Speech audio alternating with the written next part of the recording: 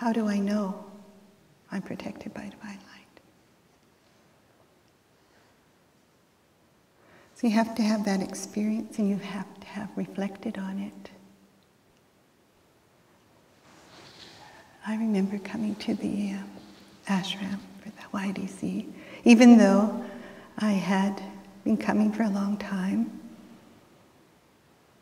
At the very beginning, I was really concerned about my children being, stressed by being taken away from their friends, when it was really my anxiety of what was going to happen.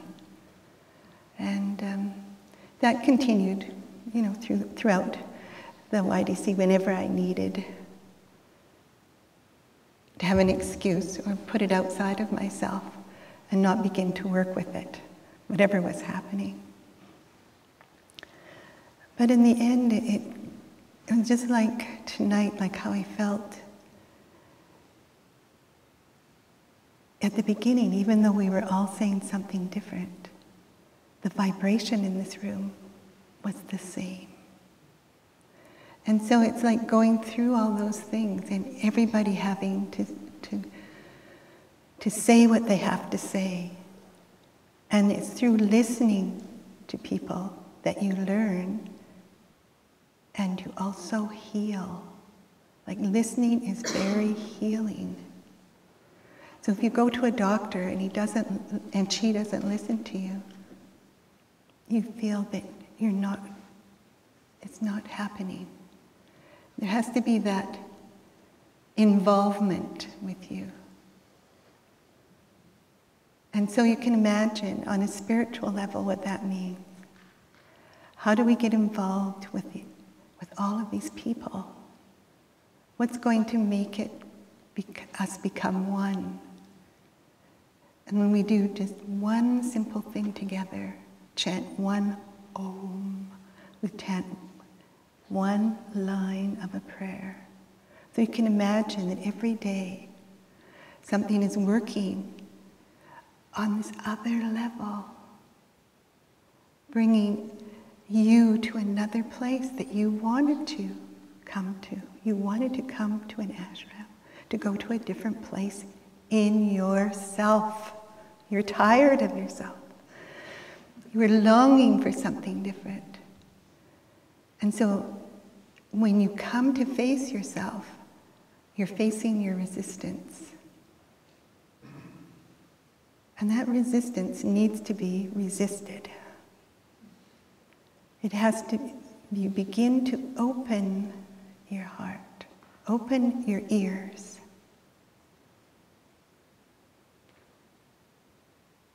Open your mind. Because our perceptions are formed. We're formed by such a narrow view of life.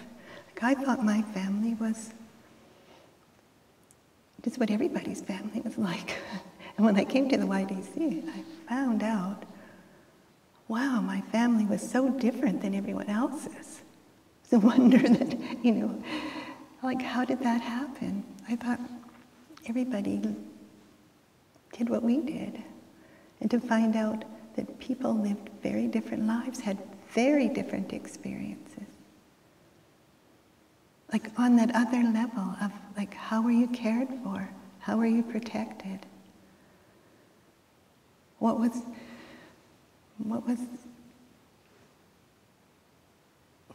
your mother able to give you? What was your father able to give you?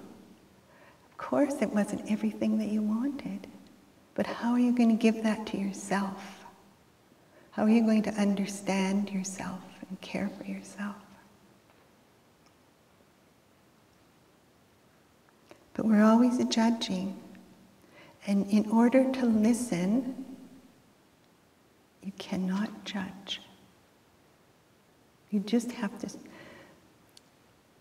wait.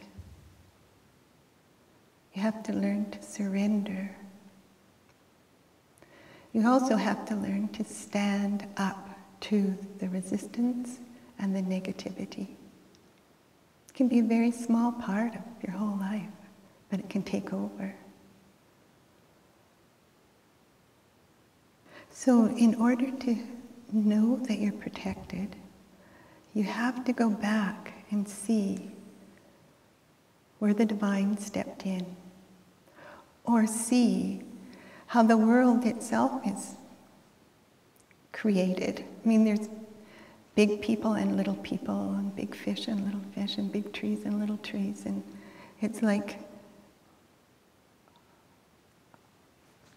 where do we stand? Like, is it ever going to be a place where you feel totally protected, or is it somewhere inside you that the protection lives and speaks?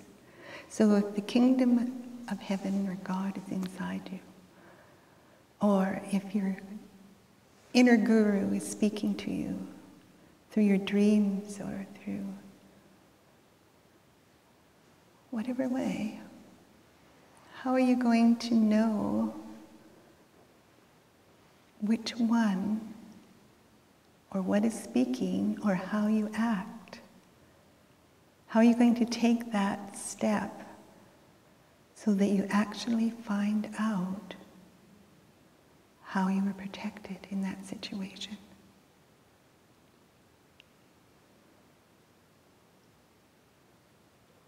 So you start to talk to your dreams. You start to involve yourself with the dream. You start to involve yourself with, through reflection, like, well, what happened there? This is what I did.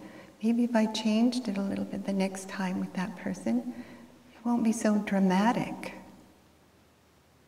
It won't take up all that energy time and all that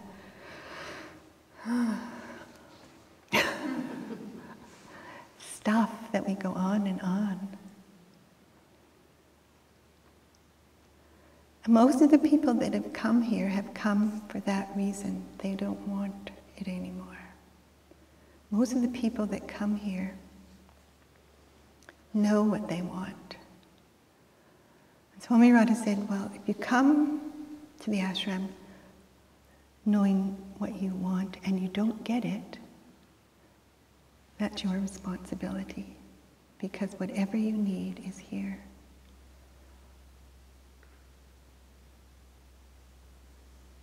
You may not see it at first, but I see as people stay, as they work with what's in front of them, they understand themselves, and then they understand other people. And then when they meet other people, those people want to know where they learned that. Then your friends want to come. And then you have this wonderful community of people who start understanding each other and can support each other. And then you're moving out. The protection is moving out. So I am protected by divine light. And I know those times when I have been.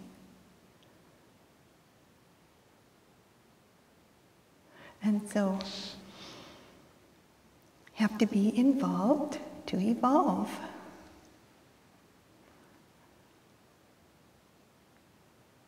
And it really works here at the ashram, because if you don't, it's always like you're on the outside wondering what's happening. You have to come into yourself and be involved there first. Really find out. Oops.